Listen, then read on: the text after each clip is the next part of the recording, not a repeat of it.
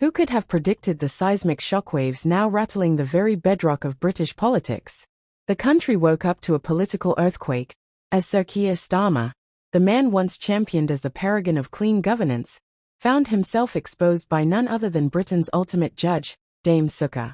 What was supposed to be just another routine oversight suddenly spiraled into a thunderstorm of allegations, secrecy, and intrigue. Imagine the shock, as the Supreme Court's Chief Justice herself issued a scathing public censure against Starmer, igniting a firestorm that no one saw coming. Before we unravel the web of secrets threatening to engulf 10 Downing Street, don't forget to smash that subscribe button and ring the bell. This is just the beginning, and you won't want to miss a second of what's about to unfold. How did a leader who built his reputation on transparency and decency find himself at the heart of the nation's biggest political scandal in decades? It all started with a series of seemingly innocuous transactions, but as investigators dug deeper, the facade crumbled. Reports began surfacing of luxury gifts, secretive allowances, and questionable tax maneuvers that painted Starmer not as a champion of the common citizen, but as someone all too comfortable with the perks of power. Was Starmer really the man he claimed to be, or just another politician lost in the maze of privilege and patronage? The crux of the uproar centers around a trail of lavish gifts, expensive attire, designer watches, and luxury accessories that would make even royalty blush. These weren't tokens of appreciation, but substantial gifts from Lord Wat Ali, Labour's most generous benefactor and a behind-the-scenes power broker. What's more, these items were initially disguised as office expenses, a move that raised more than just eyebrows. Why go to such lengths to mask the true nature of these gifts? And when the truth could no longer be hidden, why did Starmer only come clean when there was no way left to hide? The numbers tell a story of their own. Starmer's declared income for 2023 to 24 was a respectable £152,255.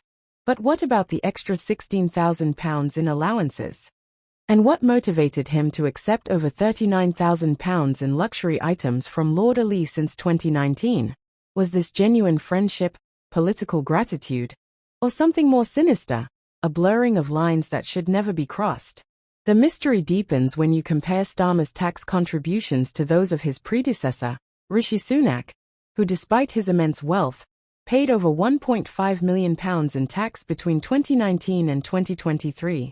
So why do Starmer's numbers seem curiously low, especially in light of his various income streams and property dealings? One transaction stands out: a family land sale in December 2022, initially valued at £400,000, yet only £275,739 was declared for tax purposes. That leaves a £124,000 gap that no one has been able to properly explain. Did someone fudge the numbers? Or is there a perfectly innocent explanation waiting to be uncovered? The silence from Starmer's camp only fuels speculation and suspicion. But this isn't just about one man's finances. What makes this scandal radioactive is the broader context. Starmer's entire political persona is built on being the antidote to elitism and excess.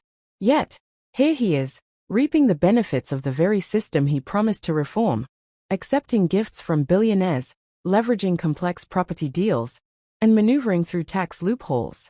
Is this the clean, honest leadership the country voted for?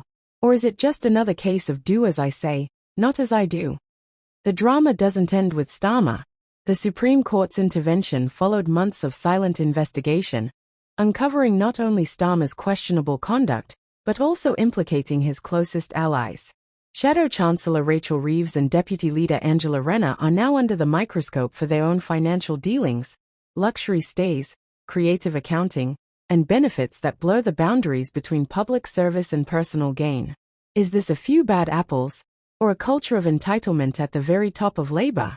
With Dame Sukar's ruling, the stakes have never been higher.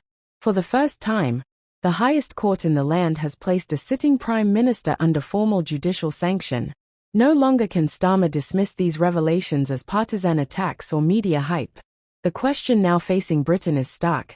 Can Labour recover from this blow? Or has the party's claim to ethical renewal been forever shattered? Is this a turning point for British democracy? Or just another chapter in the endless saga of political scandal? Stay tuned.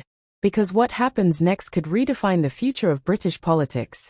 If you haven't already, hit that subscribe button and join us as we uncover every twist in this unprecedented story.